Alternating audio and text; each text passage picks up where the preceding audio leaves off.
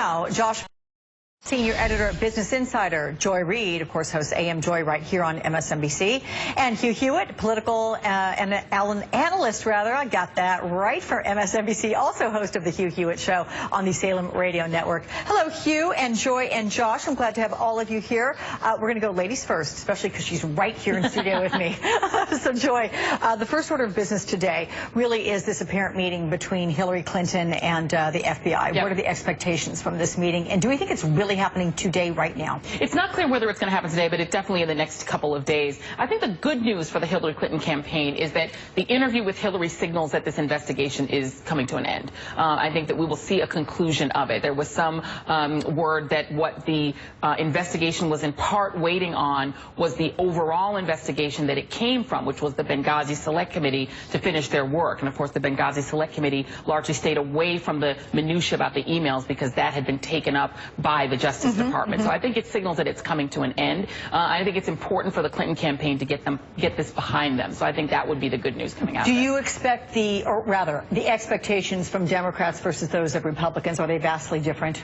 I think they're vastly different. I think Republicans, quite frankly, hope that there is some sort of indictment out of it. Most Democrats I talk to see that the chances are, incredibly small because of the fact that in the case of the emails that Hillary Clinton sent that were then later classified, they were classified after the fact. And so, we've even talked on my show to legal experts who say, look, if she had sent information that had been classified beforehand, that'd be it. There'd have already been an indictment. But the fact that these were emails that were sent and received and then later classified, there isn't an underlying crime. So I think they have to still go through it. James Comey is a man of incredible integrity. I can't imagine that he is acting politically in this. I think that he's just being thorough. He's doing what he has to do. And I think that Loretta Lynch is very smart to step out of it and let Comey do his job. And accept whatever. And accept whatever, yeah.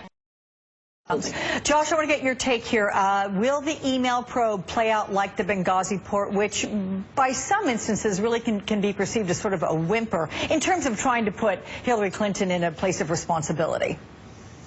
Yeah, I think mostly the email scandal is a thing that people who already had a negative view of Hillary Clinton latch on to explain why they have the negative view that they have, and I think her supporters generally will dismiss it as not terribly important. I do think there is this broader issue of the Clintons having a multi-decade track record of behaving in a way that suggests they don't care at all about appearances of impropriety so long as they stay within the letter of the law. I think you saw this in everything from the speaking fees from Goldman Sachs to the foreign government donations to the Clinton Foundation, to the top Clinton aides who were on private payrolls at the same time they were working at the State Department. The issue is not whether they were doing something illegal, but whether they were creating a reasonable impression among voters that there is undue influence being exerted by somebody somewhere. And I think that's showing up in Hillary Clinton's very bad numbers in terms of trustworthiness. Now, her overall numbers are not as bad as Donald Trump's, although they are a little bit worse on that question. And so I think, it's not that the emails specifically are going to get her in trouble, but I do think there is this broader pattern that has caught up with her at a time when people just don't trust establishment politicians very much. And I do think all of that together has been a very real political liability. Okay, Hugh, I'd like to get from you a sober, nonpartisan assessment of how the Bill Clinton-Loretta Lynch tarmac meeting has played out. Look, she's admitted it was bad optics, regrets it. Is it unfair to make more of it than that? Absolutely not. I'm glad you asked me that, Alex. I served as a special assistant to two attorneys general, William French Smith and Attorney General Meese. I was shocked by the meeting. She has not stepped out of it. She should step out of it. She should recuse herself and have no knowledge of what is underway. She should not be able to tip off Bill Clinton or Hillary Clinton.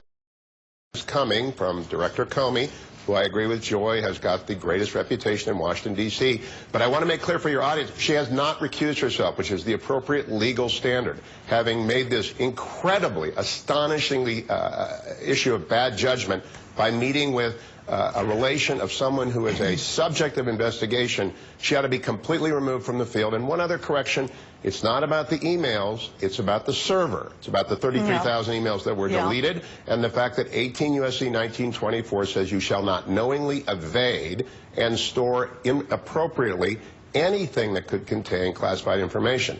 So while a lot of Clinton fans want to dismiss this about emails and minimize it, it's in fact an incredibly serious issue of national security. And Deputy Director Mike Morell, who was on my radio show, stated the Russians, The Iranians and the Chinese have everything that was on that server. She's disqualified from being president, in my view, because of that server. Well, and I will make a good point, and then see that you make a good point, and you've clarified before it is beyond just emails, it is about the server. But the fact that Loretta Lynch has not recused herself, do you suggest then that she is still going to try to exert some influence over the outcome? I suggest that the standard that would have applied for General Smith or General Meese when they recuse themselves is they take themselves out of the line of decision completely, and they have no knowledge of what is going on in the investigation. So what she did yesterday was actually part of an ongoing ethical nightmare. And I doubt you could find at MSNBC or any network any law professor in the country who teaches the model code of professional responsibility who would say that her statement yesterday is adequate to the situation from which she must recuse herself as a prosecutor who's had inappropriate contact with the subject of an investigation. Not necessarily the target, but the target is usually investigated last. We know that the former Secretary of State is being investigated last and interviewed last. She ought to get the hell away from this and have no knowledge because of the appearance of impropriety, which she admitted existed. So once she admits that that exists, she ought to do the recusal, which ought to be obligatory. All right, well, I have to say, Joy is here in studio with me, and she's shaking her head. Joy? Well, I think that, first of all, I think that was, my friend Hugh Hewitt has just stated the conservative Republican case, right? But it is an incredible